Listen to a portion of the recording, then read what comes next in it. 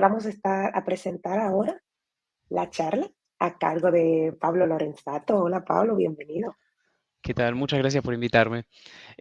Disculpen la demora, se me salieron unas cosas de último momento, pero bueno, estoy acá. No, no, no, Este, temas que suceden en el backstage, pero todo, al menos vamos a tenerte por aquí con tu charla. Entonces, vamos a hacerle su pequeña presentación a Pablo. Pablo va a traer y nos va a presentar una charla el día de hoy con Gen AI para todo, un framework de trabajo. Y esperemos que puedan disfrutar esta charla. Pablo es CTO y co-founder de Mood Data. Y bueno, Pablo, vamos a compartir tu pantalla para que la gente pueda apreciar lo que nos vas a compartir. buenísimo. ¿Todo bien? Sí, Bueno, creo pues que Pablo, sí, se ve tu pantalla, te escucho, te ves bien y nada, el escenario es todo tuyo. Manos a la bu- obra. Les recuerdo, gente, dejen sus preguntas en el chat que le estaremos respondiendo al final de la charla de Pablo. Nada, siempre. buenísimo. Bueno, muchas gracias por la introducción. La charla que voy a dar ahora, bueno, justamente trata de lo que es aplicaciones, digamos, de Generative AI, cómo se desarrollan este tipo de sistemas.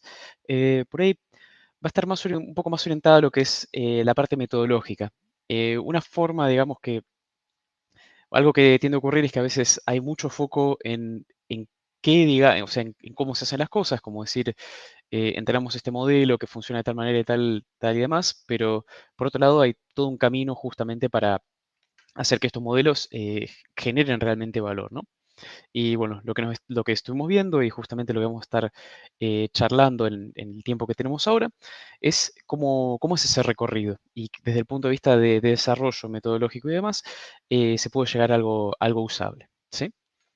Entonces, arrancando un poco, habíamos comentado, digamos, yo soy co-founder de Mutdata, trabajamos con unas cuantas empresas bastante grandes empujando lo que es Machine Learning, Data Science y Big Data.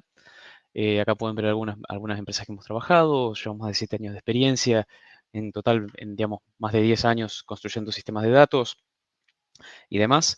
El número este de más de 40 expertos se quedó corto, ahora estamos más tocando el doble, pero bueno.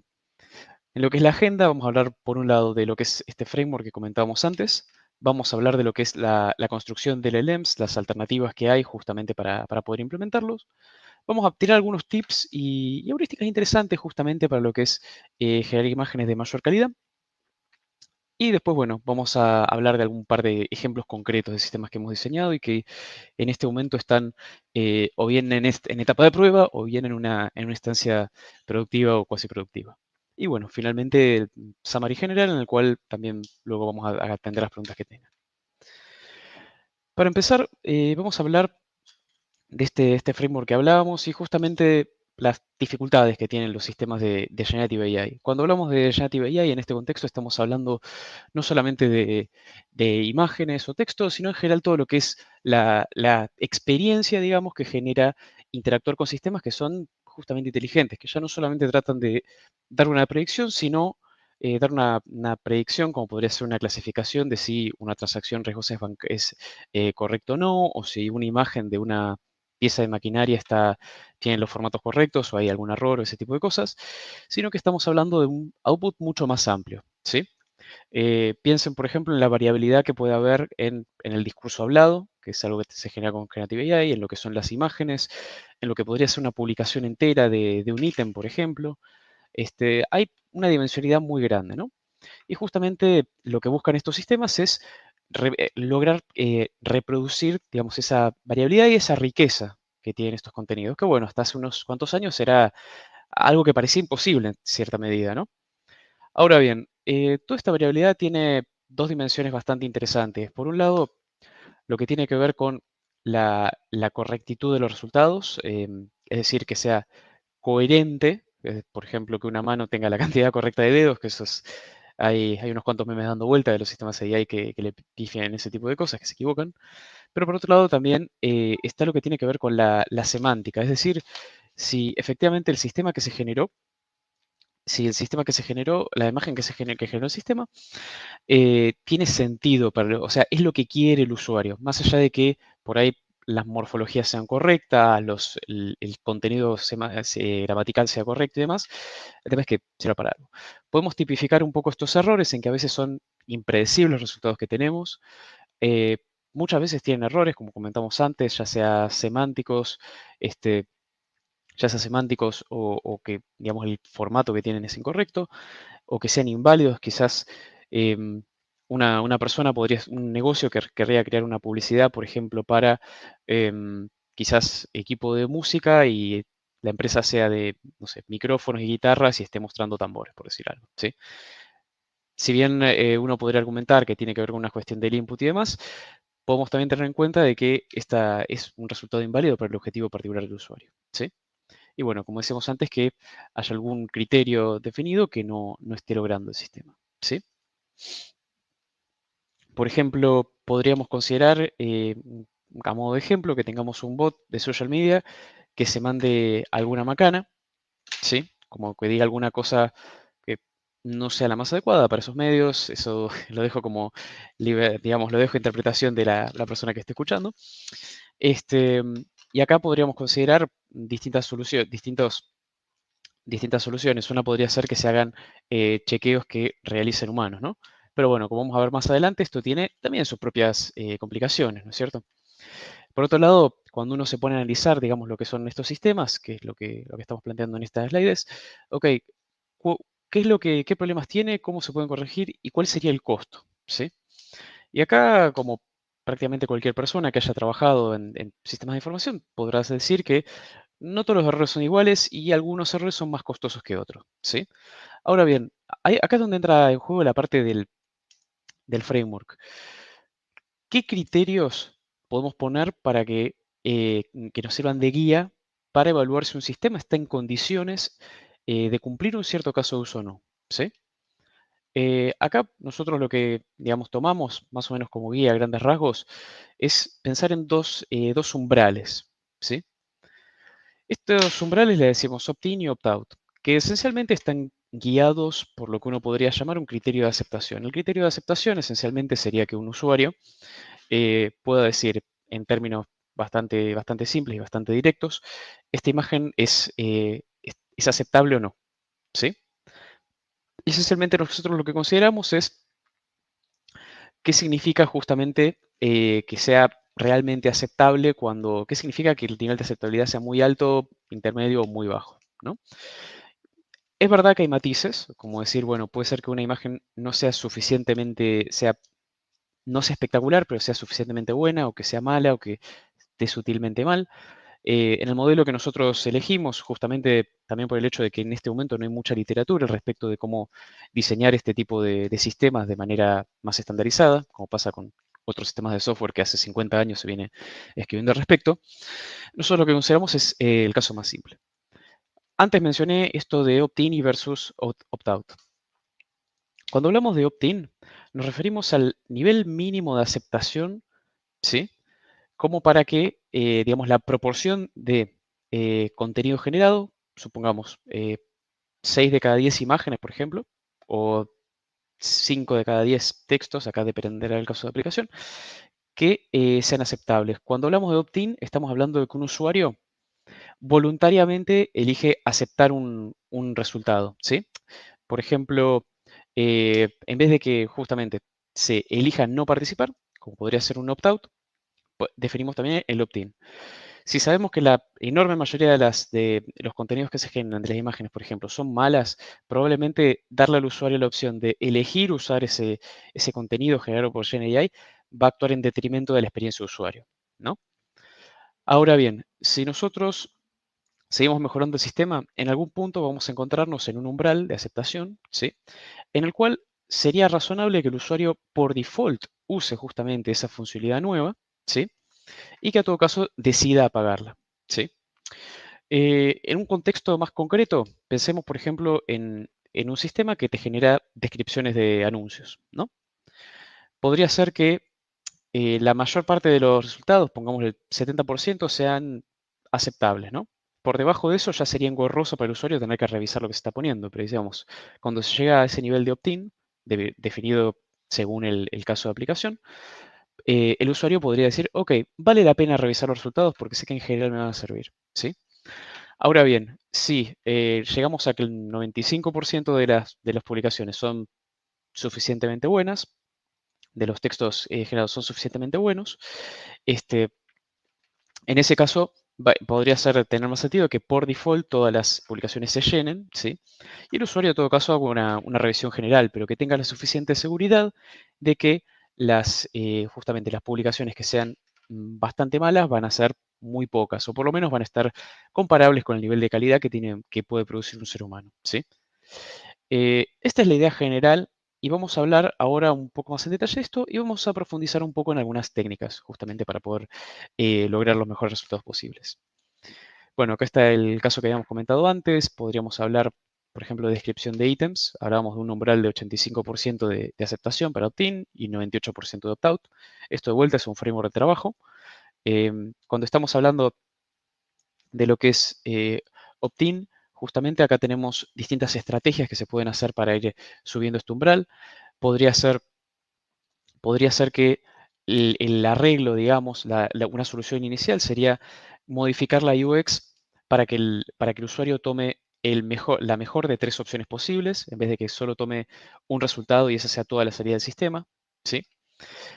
También podría ser que haciendo prompt engineering, en muchos casos, que esto es cambiar la forma en la cual se le indica al sistema lo que tiene que hacer mediante texto, también se logra una cierta mejora, ¿sí? Pero bueno, acá un detalle importante es que se mezclan no solamente las soluciones técnicas, sino también las soluciones de entender cómo es la experiencia de usuario que se quiere generar, ¿sí? Por eso es que estábamos hablando de que si al usuario le damos un solo contenido generado, por ahí vamos a estar supeditados únicamente a un único sampleo, a un único muestreo de lo que nos puede dar ese sistema.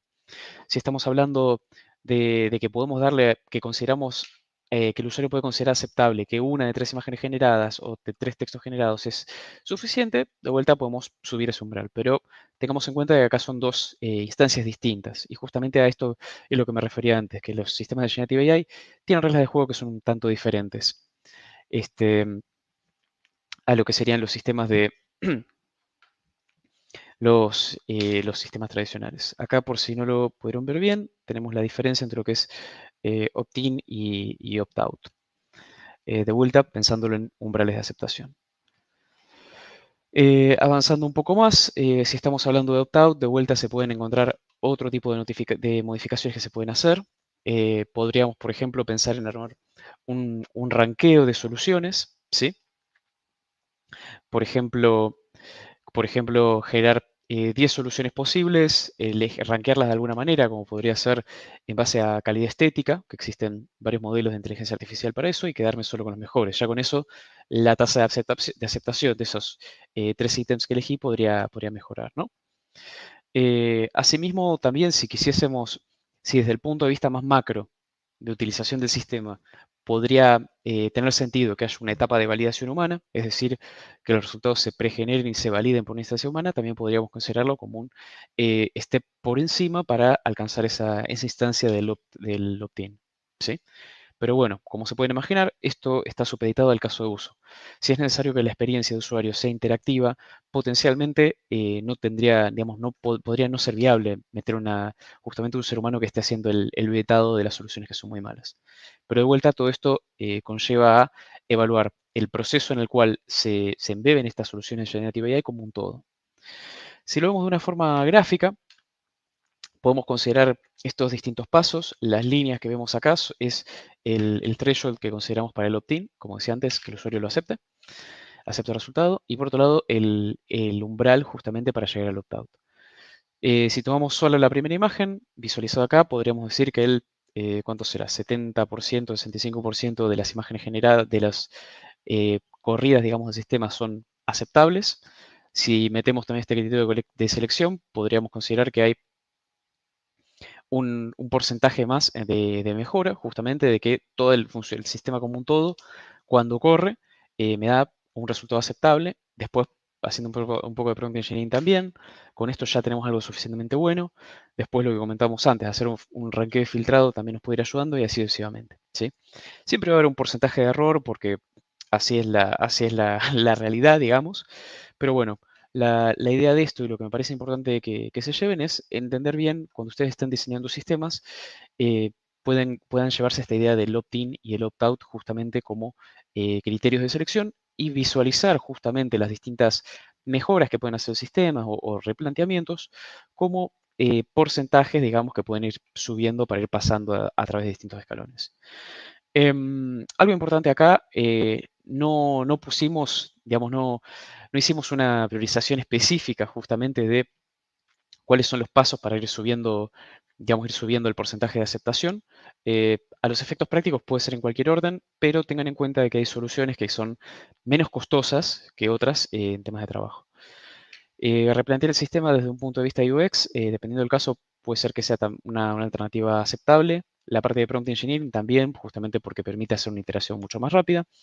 Pero bueno, en principio mi sugerencia personal es que traten de ir por lo que serían los low hanging fruits, es decir, las soluciones más sencillas y en la medida que necesiten ir subiendo, digamos, el nivel de precisión, vayan por cosas más complejas. Ahora vamos a charlar un poco de lo que tiene que ver con construcción de LLMs. Vamos a hablar justamente de esta situación que tenemos de que hay modelos que son muy grandes, pero también muy caros de entrenar, pero al mismo tiempo hay otras alternativas que es hacer fine-tuning de modelos. En principio, los modelos tienen tres componentes principales, salvando las distancias. Por un lado, lo que es datos, la arquitectura o lo que podríamos llamar el modelado matemático que hay detrás, es decir, las redes neuronales que hacen que toda esta magia funcione. Y por otro lado, lo que es el cómputo, ¿sí? Necesario justamente para entrenar modelos. Mientras más datos y sean más grandes las arquitecturas, va a ser más costosos, ¿sí? Hoy en día se habla mucho de lo que son foundation models, que son modelos justamente de redes neuronales enormes, entrenadas por distintas organizaciones que están disponibilizados a través de o bien APIs, como es el caso de los servicios que tiene OpenAI y otros, y Anthropic, por ejemplo. Y por otro lado, está la posibilidad justamente de usar modelos, como decía antes, que están liberados, como son los modelos Llama y demás que liberó Meta hace un tiempo. ¿Sí? Acá está la gran duda de cómo se puede usar, como decíamos antes, o bien algo que sea in-house, o bien es decir, algo que nosotros corramos, o bien por una API. Acá, de vuelta, depende del caso. Hoy en día, los modelos que hay preentrenados y servicios que funcionan mediante APIs, como son Cloud y los de OpenAI, están a la cabeza justamente de lo que es los benchmarks en un abanico muy amplio de métricas, con lo cual podemos suponer que en general en calidad es poco probable que se pueda lograr algo competitivo, por lo menos en casos de uso generales. En casos de uso más específicos, lo que nos encontramos, lo que nos encontramos es que potencialmente se podría hacer algo un poco más ajustado a medida con los datos propios. Pero de vuelta es algo bastante, digamos, dependiente del caso. Mismo hay justamente OpenAI, por ejemplo, y otros ofrecen servicios para customizar modelos con data propia. Pero bueno, eso es un problema bastante grande. Les recomiendo leer la documentación al respecto publicada por OpenAI y otros también, mismo en otros eventos que hablan específicamente sobre distintas estrategias para mejorar performance de modelo. Por otro lado, algo a tener en cuenta es cuestiones de compliance. Para muchos casos de uso, digamos justamente el cómputo tiene que estar junto con los datos y esos datos tienen que estar en un lugar seguro. Para lo que son desarrollo de sistemas más bien on-premise, nos encontramos que usar un sistema mediante una API muchas veces no es viable. Hay soluciones cloud que admiten justamente tener nodos de cómputo locales, no es algo que esté tan extendido. Pero bueno, son cuestiones a tener en cuenta. Si vamos a lo que tiene que ver con costos, nos encontramos que hay una buena variabilidad. Hoy por hoy estos sistemas no son baratos, no son baratos de correr, ni siquiera, o sea, corriéndolos uno por cuenta propia, se logra que tengan un costo, digamos, que sean baratos, como decir, algo que cada respuesta, cada request que me venga de usuario de una plataforma web lo responda un LLM, automáticamente no es la mejor estrategia. Con respecto a esto, hay distintas formas, distintas arquitecturas que se pueden ir haciendo, y por otro lado también está la complejidad del problema que se quiera resolver, ¿sí? A modo de ejemplo, podemos pensar en lo que es sistemas de chatbot más bien simples que hagan eh, dos o tres interacciones, digamos, con el usuario de ida y vuelta, que necesiten cierta flexibilidad para poder justamente dar una mejor respuesta, sí, pero tengamos en cuenta de que eso quizás no requeriría tener un modelo extraordinariamente pesado para poder correr, para poder responder una variedad completamente amplia de preguntas y respuestas. A fin de cuentas, cuando se interactúa con un usuario, muchas veces, por ejemplo, lo que es atención al cliente y demás, es posible acotar justamente las funcionalidades necesarias a un scope bastante chico. Y con eso, justamente lo que se puede hacer es tener más flexibilidad a la hora de elegir modelos quizás que sean más simples, ya sea mediante API o corriéndose o que sean corridos en la infraestructura propia del usuario del cliente. ¿Sí? Bueno, vamos a pasar un poco a lo que tiene que ver con generación de imágenes. Acá justamente lo que nos estamos encontrando es que a lo que son modelos de generación de imágenes, a medida que van aumentando el tamaño de los modelos, obviamente aumenta la performance, como decíamos antes, tanto en lo que son modelos privados como modelos públicos, como sería Stable Diffusion y demás. Que bueno, a medida que va avanzando esto es muy notable el ritmo que tiene. Por otro lado, cuando uno quiere mejorar justamente lo que son estos resultados, hay distintas estrategias. De vuelta acá, depende de qué es lo que se quiera lograr. Hay, uno puede pensarlo desde el punto de vista de mejorar el UX que se quiere lograr, por ejemplo, acotando las salidas o empujando las salidas en cierta dirección. ¿Sí? Ahora vamos a charlar un poquito más de eso. O bien, justamente lo que nosotros podemos hacer es empujar a lo que es la selección de imágenes, que vamos a hablar ahora en breve. Con lo que tiene que ver con mejorar justamente lo que son la salida de los modelos, hoy en día existen una variedad de métodos que lo que permiten es empujar justamente a que el modelo genere salidas con ciertas características, ¿sí? Por un lado, lo que tiene que ver con las imágenes de abajo, lo que tenemos es un sistema al cual se le indica en qué posición de un área de la imagen y por debajo el elemento que debería poner en esa área, ¿sí? Y bueno, justamente después lo que se puede ver en la parte que dice caption, justamente, es la instrucción de lo que se tiene que generar. Cuando se está generando con ese contenido, como podría ser fotografías de, digamos, imágenes de ítems, como podría ser en distintos sitios, quizás en algún sitio de e-commerce, alguna cosa por el estilo, o en algún lugar de mascotas, o algo en ese estilo. Potencialmente lo que nosotros querríamos no es una imagen completamente libre, sino una imagen que tenga una cierta composición, ¿sí? Y que justamente muestre elementos que existan realmente. Acá de vuelta nos estamos apartando de la idea de los modelos generativos de imágenes como algo completamente abierto y general y que esencialmente puede ser cualquier cosa, sino algo que está más delimitado. Del mismo modo, existen otros métodos como lo que sería ControlNet, que justamente lo que toman son justamente características, digamos, factores de control, como podrían ser las líneas de una imagen o podría ser un esqueleto, digamos, em, en palitos si se quiere, de un ser humano justamente para dibujar siguiendo esa orientación, ¿sí? Con esto de vuelta podemos generar variaciones de imágenes en base a un modelo definido. Esto de vuelta simplifica muchísimo lo que es el proceso simplifica muchísimo justamente para todo lo que es el proceso creativo, ¿sí? Es decir, acotamos las respuestas que nos puede dar el modelo a cosas que ya sabemos que están más cerca de lo que va a querer el usuario. De vuelta, estas son herramientas que está bueno que conozcan y después, bueno, se las usarán en la medida que les sirva. Por otro lado, como comentábamos antes, muchas veces hay heurísticas que se pueden adoptando, ¿sí?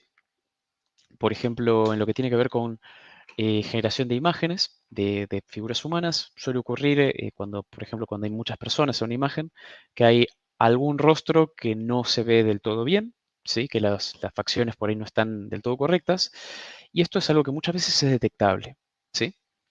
Esto es justamente algo que nosotros podemos usar en este proceso de ranqueo y filtrado que habíamos mencionado antes, particularmente para imágenes, en el cual nosotros podemos tomarlas, detectar todos los rostros que haya en la imagen generada y detectar los que estén mal, ¿sí? Esto se puede combinar con otra serie de heurísticas que esencialmente también nos ayudarían a poder obtener mejores resultados. Con esto también hay otros métodos que, por ejemplo, consistirían en usar Blip u otro modelo que genera una descripción de la imagen y eso después se puede comparar con la instrucción, el prompt que se indicó para generar dicha imagen.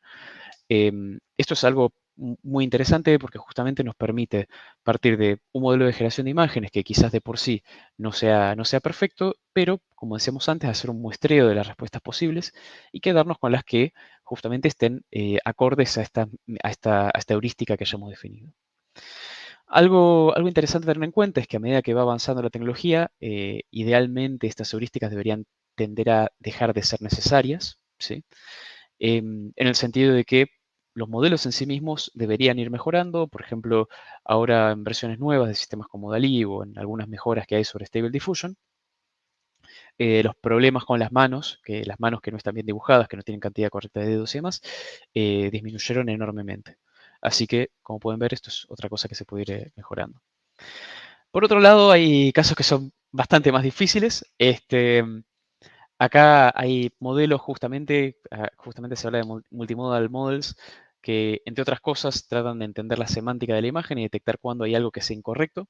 Esta imagen, si uno la ve directamente, no es inmediatamente obvio, o sea, para uno como un ser humano, claramente la persona no debería estar apuntándose un destornillador a la cabeza, pero para una máquina, digamos, potencialmente uno podría decir, bueno, las manos podrían estar más o menos bien, la cara está bien, la ropa está bien, pero sabemos que la semántica que hay detrás es incorrecta. Acá de vuelta hay lugares, hay puntos en los cuales muchas veces sirve que haya una persona humana que pueda interpretar lo que está pasando.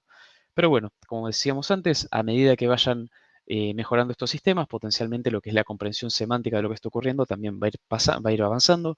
Y del mismo modo, no me sorprendería que de acá a poco tiempo también podamos preguntarle al modelo, bueno, ¿qué hay de aquí extraño en esta imagen? Y eso justamente nos puede servir para hacer un filtrado más efectivo, ¿no?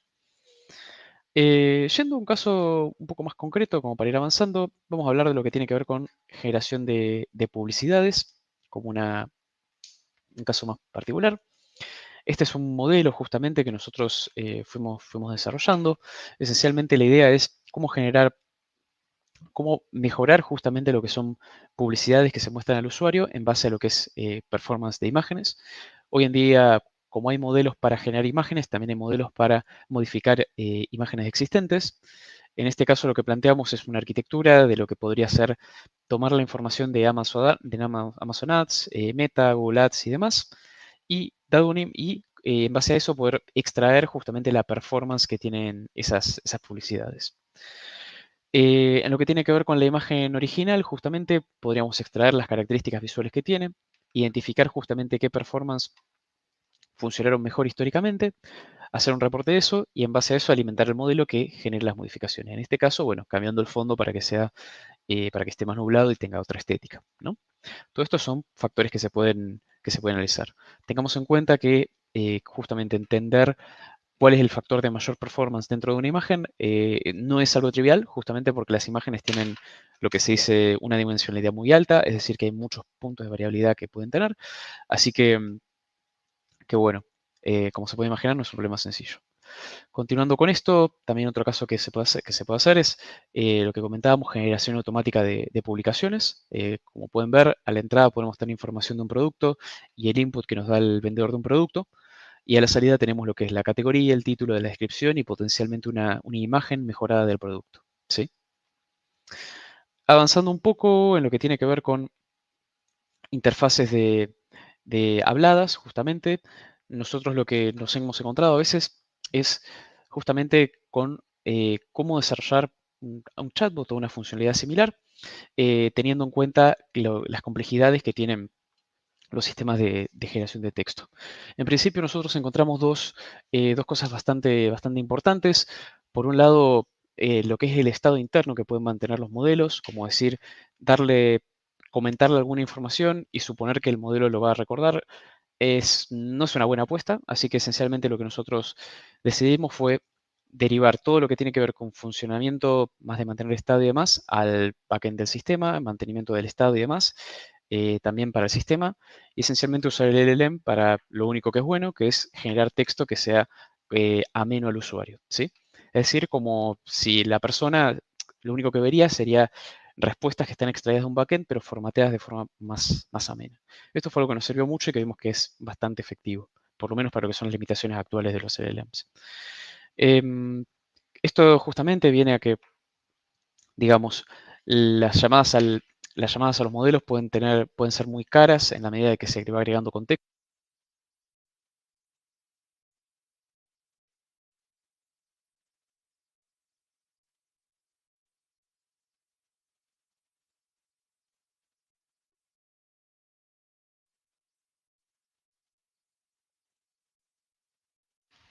Ahí va, que tuve un problema con el audio. Bueno, esto por un lado tiene que ver con lo que es la latencia que tienen los modelos y el costo cuando se les mete un contexto muy grande, es decir, cuando se quiere mantener una conversación muy extensa. Y por otro lado, cuando los modelos alucinan, que es algo que, bueno, ocurre. Em, Continuando un poco con esto, nosotros planteamos un modelo esencialmente que lo que plantea es un pipeline de lo que es interpretación de voz, conversión inglés, porque vimos que teníamos más facilidades en ese idioma. Luego lo que tiene que ver con filtrado de información privada de usuarios. Y después, bueno, lo que tiene que ver con el flow control, que esencialmente es toda la lógica que maneja el control justamente de los estados conversacionales que hay cuando uno habla. Piensen, por ejemplo, que cuando uno habla con una persona en un call center, esa persona en general tiene un manual y una secuencia de pasos que le facilita su trabajo a seguir. Esencialmente lo que nosotros planteamos es reproducir lo mismo, ¿sí? Para un LLM. Y vemos que a nivel de arquitectura justamente es algo que dio muy buenos resultados. Por otro lado, avanzando con lo que tiene que ver con aplicaciones más particulares, que de vuelta también nos sirvió para desarrollar esto, fue lo que tiene que ver con Virtual Try-On, que esencialmente lo que es hacer que figuras humanas ocupen lo que son prendas de ropa. Y justamente lo que hicimos fue aplicar un modelo que servía para esto y a su vez también exploramos lo que tenía que ver con completar lo que es la figura humana con rostros distintos según el mercado objetivo. Que esto de vuelta es otra mejora que se puede hacer justamente para mejorar la experiencia de usuario en lo que son sitios de e-commerce. De vuelta acá es otra instancia en la cual nosotros tuvimos que aplicar las metodologías que hablábamos antes y considerar también que en los casos en los cuales los resultados no eran inmediatamente buenos, ir iterando, siguiendo este patrón de, bueno, con el usuario definir cuál es el opt-in y cuál es el opt-out y caminar en conjunto en esa dirección. Em, pero bueno, continuando un poco con todo esto, a modo de resumen, nosotros, digamos, la experiencia que tuvimos fue que justamente el gran beneficio que tienen estos sistemas es que con un contexto mínimo, justamente, se puede llegar a reducir terriblemente lo que es el esfuerzo en creación de ads y demás, y otro tipo de contenidos, y a una velocidad mucho mayor de lo que podría ser, por ejemplo, mandarlo a un diseñador. En lo que tiene que ver con lo que es, en lo que tiene que ver digamos, eficiencia de todo el proceso, en líneas generales lo que nosotros encontramos es que si bien la calidad de los resultados humanos tiende a ser, por ejemplo, para redactar texto o para crear imágenes por diseñadores, por ejemplo, tiende a ser en general bastante más alta, lo que nos encontramos es que en tiempo y en tiempo sobre todo y en costo, es mucho más caro justamente recurrir a un ser humano que a un sistema automático. Si bien la proporción de resultados incorrectos o directamente malos de estos resultados, de estos sistemas son, eh, digamos, la proporción es bastante peor. Así que bueno, de vuelta acá, lo que nos encontramos es que hay que hacer mucha evaluación de qué problema se quiere resolver y en qué use case fitea mejor con el framework que estábamos mencionando antes. Pero bueno, eso sería todo por ahora y si quieren hacer alguna pregunta, más que bienvenida.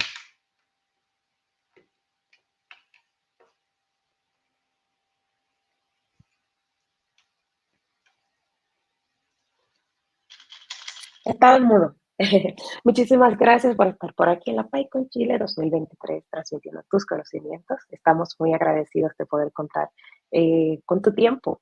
Y bueno, por temas de tiempo, creo, no sé si hay preguntas en el chat, pero les recuerdo que pueden hacer sus preguntas por el canal de Discord y Pablo estará por allá contestando sus preguntas. Así que hagan sus preguntas. Y nada, Pablo, muchísimas gracias. Si tienes algunas palabras finales para la comunidad.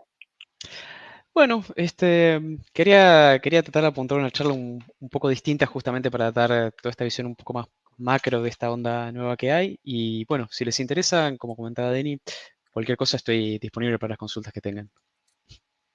Bueno, gente, pues nada, muchísimas gracias, Pablo.